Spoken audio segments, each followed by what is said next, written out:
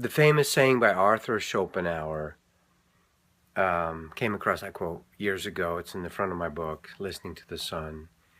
Truth passes through 3 stages. First, it is ridiculed.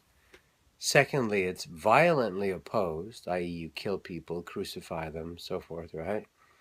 And third, it's accepted as being self-evident, meaning, yes, of course, we all know that now, right? But you have, the priests of the day, or the learned people of the day, whether academicians, scientific materialist priests, or actual Catholic, bishops. With Galileo, they refused to look through his telescope. They refused to look. They're so scared of a new paradigm, something new that will break up their little belief dogma systems, right? So are you stuck in a culture?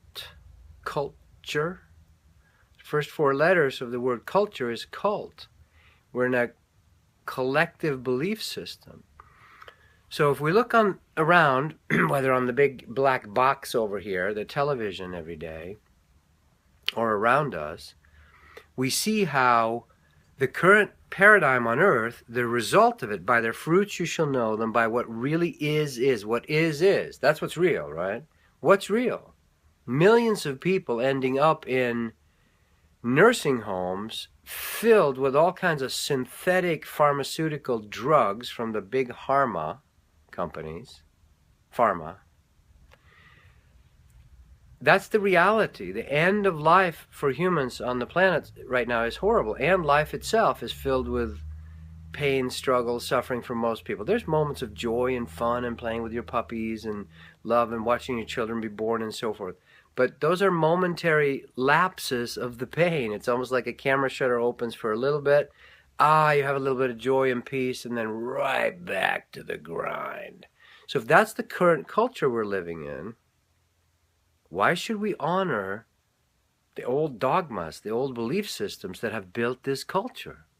So when we bring new thought, new ideas, free energy, magnetic motors, whatever, the concept of galactic humans that are actually visiting the earth, concept of new types of health, new religious belief systems that aren't religious belief systems, but a new spirituality, ayahuasca and ibogaine, the ancient medicine ceremonies opening us up.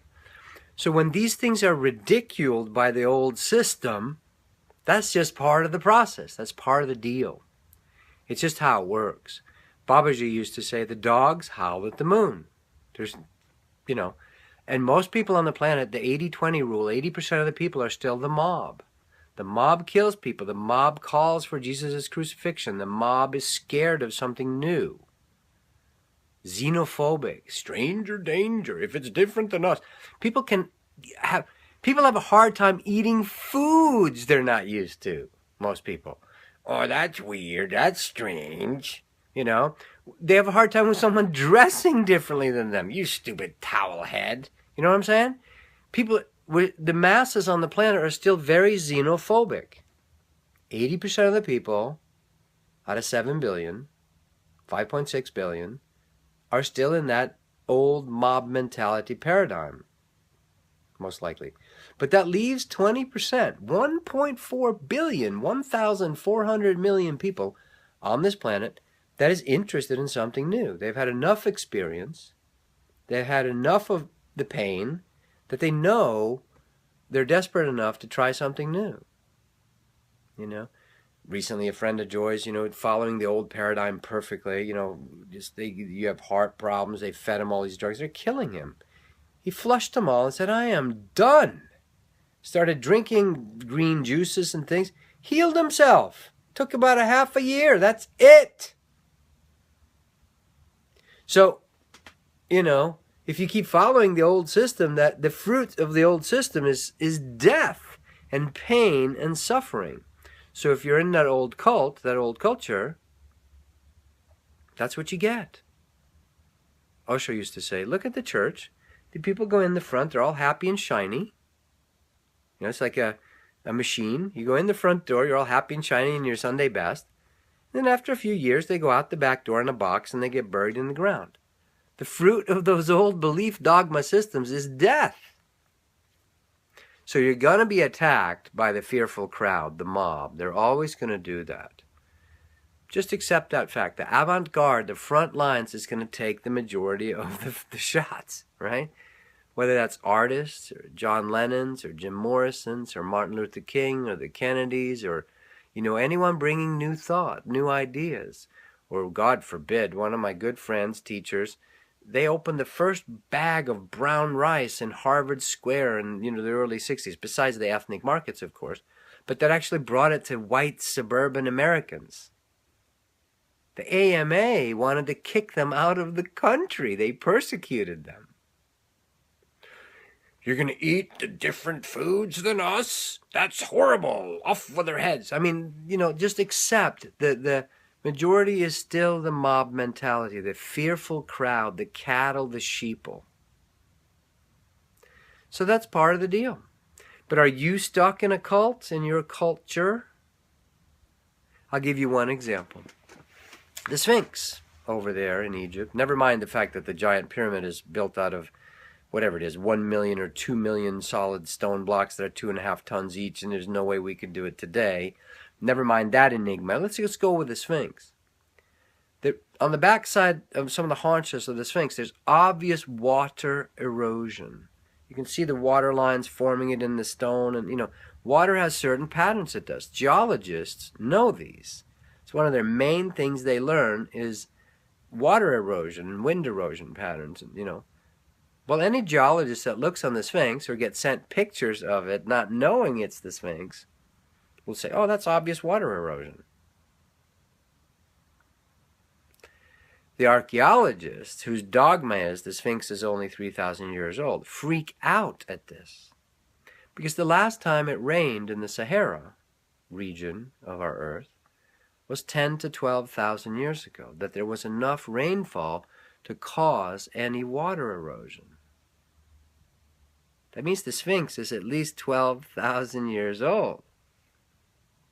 That topsy-turvies flips the current cult of the dogma belief system in accepted academiology, right? Anemology, I'm sorry. But no, I don't mean to be harsh about it, but we got to tell some truth because the truth sets us free. Once you see what really is, once you accept what's going on, then you can fix your alcoholism. Then you can, if you go to the doctor and say, oh, I don't want to tell you what's wrong with me, that's insane. Well, if we don't want to look at what really is, we can't fix our current societal death paradigm, right? So we're living in a martial law death paradigm civilization at this time. It's martial law. Policemen wear guns on their belts. If you step out of line, you will get shot. We're living in martial law. Is that the ideal, to live in constant martial law, fearful, adrenal, cortisol pumping, we get fat, we get stressed out, we die of heart attacks and so forth? Well, if we want to change this paradigm, we have to be willing to realize the mob is going to attack us. You're going to have to break ranks if you want to heal yourself. You're going to have to break ranks, whether it's from the medical system that kills people with the pharmaceuticals and, 300,000 people a year in the U.S. alone are killed by medical care. Not just, infections at the hospital type stuff, but actual medical mistakes. Look it up, research it. So, of course there's a place for doctors. Please don't argue with me with all that. But so you're going to have to break ranks to get away from the cult. Are you stuck in a cult? Certain culture? Are you being dogmatically stuck in belief systems that were absorbed into you as you were a child? If you want freedom and real health, you're going to have to break ranks. All right. Don't kill the messenger. In this case, me.